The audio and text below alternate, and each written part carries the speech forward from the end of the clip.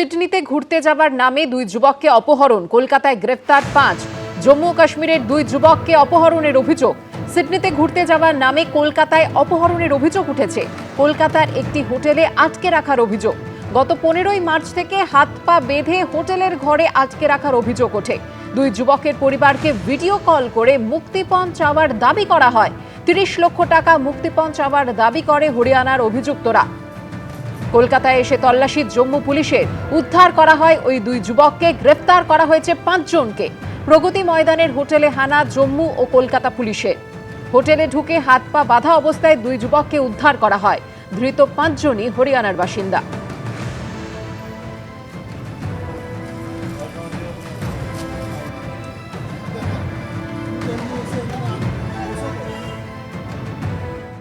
সোমবার প্রকাশিত হতে চলেছে সাপ্লিমেন্টারি ভোটার তালিকা, আর তার আগে অনুপ্রবেশকারী ইস্যুতে ফের সুর চড়ালেন মমতা বন্দ্যোপাধ্যায়। নরেন্দ্র মোদীকে বললেন সবচেয়ে বড় অনুপ্রবেশকারী। ক্ষমতা চলে যাওয়ার আতঙ্কের বহিঃপ্রকাশ কটাক্ষ করে পাল্টা বলল বিজেপি। অন্যায়ভাবে নাম বাদ গেলে পাশে থাকার আশ্বাস দিয়েছেন মুখ্যমন্ত্রী। মাথা ঠিক নেই, হেমন্ত সোরেনের সাহায্য নিয়ে রাঁচি যাওয়া উচিত। ভোট ঘোষণা হয়ে গেলেও এখনো পশ্চিমবঙ্গে এসআইআর প্রক্রিয়া শেষ হয়নি। সোমবার প্রকাশিত হতে চলেছে প্রথম সাপ্লিমেন্টারি ভোটার তালিকা। সূত্রের খবর, বিবেচনাধীন তালিকায় থাকা এখনো প্রায় 33 লক্ষ নামের নিষ্পত্তি হয়নি। এই আবহে অনুপ্রবেশকারী ইস্যুতে আক্রমণের সুর সপ্তমে চড়ালেন মমতা বন্দ্যোপাধ্যায়। শনিবার রেড রোডে ঈদের মঞ্চ থেকে খোদ প্রধানমন্ত্রীকেই সবচেয়ে বড় অনুপ্রবেশকারী বলে কটাক্ষ করলেন তিনি। পাল্টা দিতে দেরি করেনি বিজেপি। हम मोदी जी को नहीं लेने देंगे।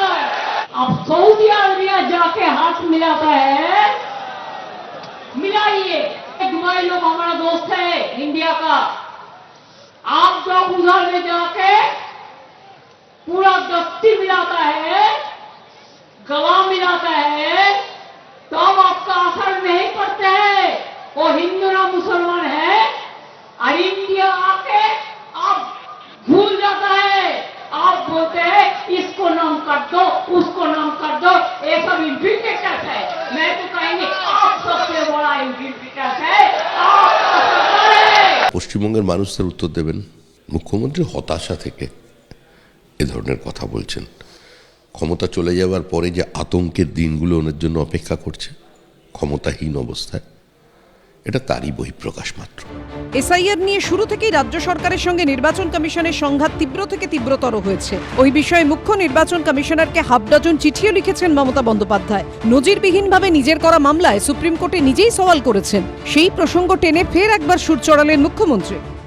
बहुत सारे आदमी को नाम काट दिया एसआईआर में, जिसको लिए हम कलकत्ता से, दिल्ली से, सुप्रीम कोर्ट से, कलकत्ता हाईकोर्ट से पूरा दौड़ाया। लेकिन तब भी हम आशा रखते हैं कि लोगों को इज्जत रक्षा हो। अगर कोई भी आप लोगों को पास नहीं है तो हम बंगाल का ऑल सिटीजन का साथ, नागरिक का साथ, ऑल कम्युनिटी का साथ, ऑल कास्ट का साथ, ऑल किड का साथ, आप लोगों को परिवार का एक मेंबर होकर रह के आपको ये लड़ाई हम जारी रखेंगे। উনি তো এসআইআর চলাকালীনও মুখ্যমন্ত্রীর প্যাড ব্যবহার করেছেন, এখন এমসিসি আছে মুখ্যমন্ত্রীর প্যাড ব্যবহার করছেন। সুপ্রিম কোর্টে গেছেন বা রাজ্যের উন্নয়নের জন্য নয়, রাজ্যের ছেলে মেয়েদের চাকরির জন্য নয়, শিল্পের জন্য নয়, নারী সুরক্ষার জন্য নয়, সুপ্রিম কোর্ট পর্যন্ত গেছেন বাংলাদেশি মুসলিম অবৈধ অনুপ্রবেশকারীদের বাঁচানোর জন্য। এসআইআর ছাড়া সম্প্রতি বিধানসভা ভোটের মুখে রাজ্যের আইএএস আইপিএস অফিসারদের ভিন রাজ্যে পাঠানো নিয়েও নির্বাচন কমিশন ও রাজ্য সরকারের মধ্যে সংঘাতের তীব্রতা ক্রমেই বাড়ছে। এই অবস্থায় শুক্রবারের পর শনিবারও মমতা বন্দ্যোপাধ্যায়ের মুখে উঠে এসেছে রাষ্ট্রপতি শাসনের প্রসঙ্গ। कंट्रोल किया है, प्रेसिडेंट रूल चल रहा है, तब भी हम डरेंगे नहीं। जो डरते हैं वो मरते हैं, जो लड़ते हैं वो जिंदगी में कामयाब होता है। যারা বলছেন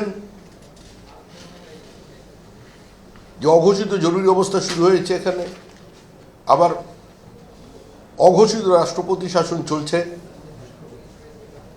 বা ঘোষিত বলছেন,